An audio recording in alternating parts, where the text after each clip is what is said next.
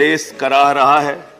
मैं चंद लाइनों से अपनी बात शुरू करूंगा कि वो जिनके हाथ में हर वक्त छाले रहते हैं, वो जिनके हाथ में हर वक्त छाले रहते हैं, आबाद उन्हीं के दम पे महल वाले रहते हैं। ये देश जिनके हाथ में छाले हैं मान्यवर, उन्हीं के दम पर है, उन्हीं के दम पर है। लेकिन ये सरकार किसके लिए काम कर रही है? नौजवान कहता है नौकरी दे दो, सरकार कहती है पैसा नहीं है, अग्निवीर लेके 4 साल की नौकरी करो। भारत की सेना कहती है पैसा दे दो, सरकार कहती है तुम्हारे बजट का 63,000 करोड़ रुपए कम करेंगे। माताएं बहनें कहती हैं गैस का सिलेंडर बढ़ गया, बच्चे के दूध का दाम बढ़ गया, आटा दाल चावल महंगा हो गया, उसको कम कर दो, सरकार कहती है पैसा नहीं है। किसान कहता है फसल का दाम दे दो, फसल का दाम दे दो, सरकार कहती है पैसा नहीं है। अरे बुजुर्ग कहते हैं हमारी रेल की तीर्थ यात्रा, उसकी रियायत क्यों कम कर दी? सरकार कहती है हमारे पास पैसा नहीं है। देश के लोग कहते हैं शिक्षा का बजट तो बढ़ा दो, सरकार कहती है 2% से ज्यादा बजट नहीं है। अरे स्वास्थ्य का बजट तो ठीक कर दो, मोदी जी, सरकार कहती है पैसा नहीं है। मानवर, ये पैसा गया कहां? किसके पास गया ये पैसा? अरे ये पैसा गया नरेंद्र मोदी जी के मित्रों के पास गया, मित्रों के पास गया। मैं आपको बताता हूं मान्यवर कहां गया।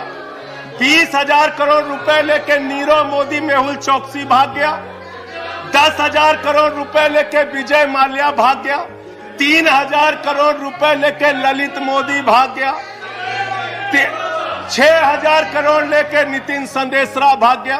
और ये मेरी जानकारी नहीं है, ये मेरी जानकारी नहीं मान्यवर, इस सरकार ने बताया पूंजीपतियों का 11 लाख करोड़ रुपए माफ किया। 11 लाख करोड़ रुपए आप जीरो लगाते लगाते थक जाएंगे मान्यवर, इतना पैसा इन्होंने पूंजीपतियों को माफ किया। और इस सरकार को एक सनक है, इस सरकार को एक सनक है, मोदी सरकार को एक सनक है, उसको ये सनक है हमको अपने मित्र को अमीर बनाना है, हमको अपने मित्र को अमीर बनाना है, हमको अपने मित्र को दुनिया का सबसे बड़ा अमीर बनाना है। और मालूम है मान्यवर उसको कितना कर्जा दिया इस सरकार ने? 2.5 लाख करोड़ रुपए, 2.5 लाख करोड़ रुपए मान्यवर, 2.5 लाख करोड़ रुपए। जीरो लगाते लगाते थक जाएंगे। एक इंसान को 2.5 लाख करोड़ रुपए और बच्चे के दूध पे टैक्स लगाते हो, आटा दाल चावल पे टैक्स लगाते हो, हिंदुस्तान के गरीब आदमी का खून चूसने का काम करते हो। सरकार किसके लिए चल रही मान्यवर? यह सरकार किसके लिए चल रही है? इसको ध्यान से हमें सोचना पड़ेगा। जब हम इसी सदन में किसान के काले कानून का विरोध कर रहे थे, हमें सस्पेंड करके बाहर कर दिया गया। 1 साल के बाद ये सरकार कहती है अब हमें होश आ गया, हमारी तपस्या में कमी रह गई, हम काला कानून वापस ले रहे हैं। क्यों भाई? 1 साल पहले कानून वापस ले लेते तो 750 किसानों को शहीद नहीं होना पड़ता। आज एक छोटी सी बच्ची, 6 साल की बच्ची ने प्रधानमंत्री को चिट्ठी लिखा है मान्यवर। उसने लिखा है मम्मी से जब पेंसिल मांगती हूं तो मम्मी मुझे मारती है, मम्मी जब पेंसिल मांगती हूं तो मम्मी मुझे मारती है। वो कीर्ति दुबे पूछ रही है मान्यवर मोदी जी कहां है, मोदी जी कहां है? मैं उस कीर्ति दुबे को बताना चाहता हूं मोदी जी की पूरी सरकार झारखंड में विधायकों की मंडी में व्यस्त है, विधायकों की मंडी में व्यस्त है। विधायक के खरीदने में लगे मान्यवर, विधायक खरीदने में लगे। ये पूंजीपतियों की सरकार चल रही है, पूंजीपतियों की गुलामी करने वाली सरकार चल रही है, जो इस देश के अंदर महंगाई बढ़ाने का काम करती है। गरीब के लिए खाने के लिए पैसा नहीं, 800 दवाओं पर, कैंसर की दवा पे, किडनी की दवा पे, टीबी की दवा पे आपने दाम बढ़ा दिया, आपने अस्पताल के कमरे तक पे दाम बढ़ा दिया। आपकी सरकार डीएचएफएल के लिए काम करती है। 34,000 करोड़ रुपए बैंकों का घोटाला डीएचएफएल ने किया और 29 करोड़ रुपए भारतीय जनता पार्टी को चंदा दिया है मान्यवर। इनसे हिसाब मांगना चाहिए। क्यों नहीं जाती ईडी इनके पास? क्यों नहीं जाती सीबीआई इनके पास? इनसे सवाल पूछना चाहिए मान्यवर। मैं सिर्फ इतना कहना चाहता हूं, आप खाने के लिए आपके पास, सरकार के पास पैसा नहीं, उस पर तो टैक्स बढ़ा देते हो, लेकिन गुजरात के अंदर जहरीली शराब पिलाते हो लोगों को। जहरीली शराब, 75 लोग जहरीली शराब पी के गुजरात के अंदर मर गए मानो, 75 लोगों की जान चली गई।